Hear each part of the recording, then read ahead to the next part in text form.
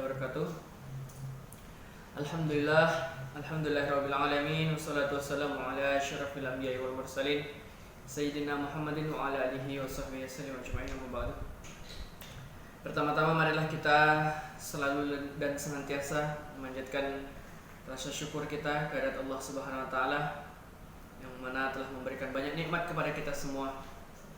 Salawat beserta salam tak lupa semoga selalu dan senantiasa tercurah limpahkan kepada junjungan alam promotor Islam baginda Nabi Muhammad SAW, pada keluarganya, sahabatnya, dan semoga pada kita semua pengikutnya sampai akhir zaman. Hadirin dimanapun kita berada, pada kesempatan kali ini saya akan membawakan mutiara ilmu tentang keutamaan yang semestinya kita lakukan. Mengulas tentang penggalan hadis Rasulullah SAW yang maknanya barang siapa menutupi aib seorang muslim, maka Allah tutupi aibnya di dunia dan di akhirat. Allah akan memberikan pertolongan kepada hamba selama hamba tersebut memberikan pertolongan kepada saudaranya. Barang siapa menempuh jalan untuk menuntut ilmu, maka Allah mudahkan baginya jalan menuju surga. Dan tidaklah sekelompok orang berkumpul di sebuah masjid untuk membaca Al-Quran dan mempelajarinya, kandungannya, kecuali turun kepada mereka ketenangan, diselimuti rahmat, dikelilingi para malaikat, dan disebut-sebut oleh Allah di kalangan para malaikat yang mulia. Dan barang siapa lambat amalnya, tidak akan dipercepat oleh nasabnya. Hadis riwayat Muslim. Dalam sabda Nabi SAW tersebut, barang siapa menutupi aib seorang muslim, maka Allah tutupi aibnya di dunia dan di akhirat. Seorang ulama salaf berkata, aku mendapati sekelompok orang yang tidak memiliki aib, lalu mereka membicarakan aib orang lain, maka orang-orang pun membicarakan aib mereka. Dan aku mendapati sekelompok orang yang memiliki aib, lalu mereka tidak pernah membicarakan aib orang lain, maka kami pun melupakan aib-aib mereka.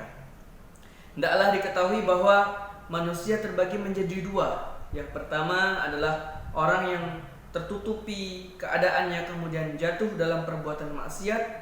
Orang yang seperti ini tidak boleh disebarkan dan dibuka aib perbuatan maksiatnya, karena ini adalah ghibah yang diharamkan. Allah Ta'ala berfirman yang maknanya, sesungguhnya orang-orang yang ingin agar perbuatan yang sangat keji itu atau berita bohong tersiar di kalangan orang-orang yang beriman, mereka mendapat azab yang pedih di dunia dan di akhirat. Quran Surah An-Nur 19. Yang kedua, orang yang melakukan perbuatan maksiat dan dosa besar secara terang-terangan tanpa ada malu sedikit pun, orang yang seperti ini tidak haram dibicarakan kefasikannya. Akan tetapi apabila membicarakan kefasikannya itu hingga menjadi sebuah kebiasaan yang terus-menerus dilakukan atau semata bertujuan untuk memuaskan nafsu belaka, maka tidak boleh. Perbuatan fasik orang tersebut dibicarakan tujuannya adalah untuk menjerakannya agar ditegakkan hukuman terhadapnya, dan supaya orang-orang yang semisalnya juga menjadi jerak dan berhenti dari perbuatan dosanya. Adapun orang yang melakukan perbuatan maksiat yang mewajibkan had atau hukuman yang ditegakkan dalam Al-Quran atau hadis, kemudian bertaubat sebelum diketahui maksiatnya, maka lebih baik baginya menutupi aibnya dan tidak melaporkannya kepada penguasa untuk mendapatkan hukuman, karena memang ia telah betul-betul bertaubat dari dosanya. Mengenai sabda Nabi SAW, Allah akan memberi pertolongan kepada hamba selama hamba itu memberikan pertolongan kepada saudaranya. Rasulullah SAW bersabda dalam hadis lain yang maknanya, termasuk amal yang paling utama adalah menebar kegembiraan terhadap seseorang mukmin. Engkau tutupi aibnya atau auratnya, engkau kenyangkan kelaparannya, dan engkau penuhi kebutuhannya. Hadis riwayat At-Tabrani. Diceritakan bahwa Khalifah Umar bin Khattab radhiyallahu an sering membantu para janda tua dan menyediakan air buat mereka di malam hari. Suatu ketika sahabat Tolhah melihat Umar di tengah malam masuk ke rumah seorang perempuan. Lalu siang harinya Tolhah menemui perempuan tersebut. Ternyata ia adalah seorang wanita tua renta yang buta dan lumpuh. Tolhah pun bertanya kepada perempuan tersebut, "Apa sebenarnya yang dilakukan oleh laki-laki ini di rumahmu?" Wanita tua itu menjawab, "Orang ini sudah sejak lama selalu datang merawatku, membawakan kebutuhan-kebutuhanku, dan mengeluarkan kotoran dari rumahku." Mendengar itu, Tolhah pun berkata kepada dirinya sendiri, "Cukup wahai Tolhah, apakah engkau ingin mencari-cari aib Umar?"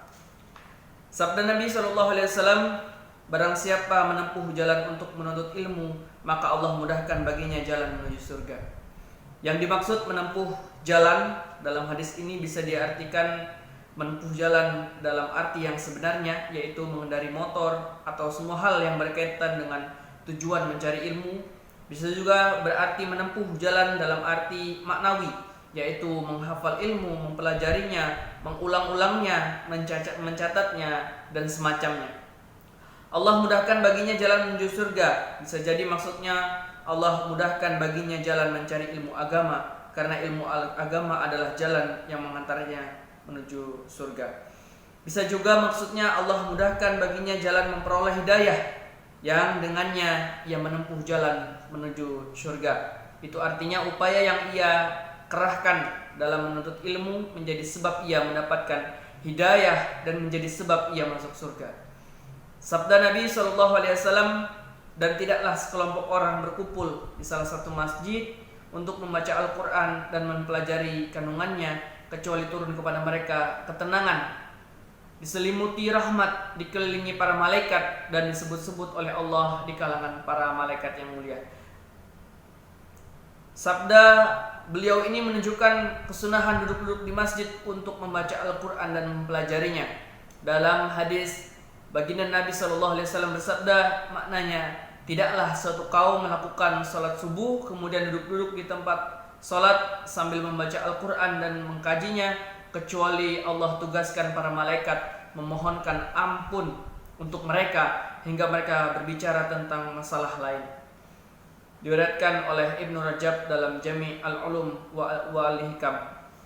Diriwayatkan bahwa suatu ketika Rasulullah SAW menghampiri sekumpulan sahabatnya dan bertanya, "Apa yang membuat kalian duduk-duduk?" Mereka kemudian menjawab, "Kami duduk-duduk untuk menyebut asma Allah, memujinya atas petunjuk yang diberikannya kepada kami untuk memeluk agama Islam."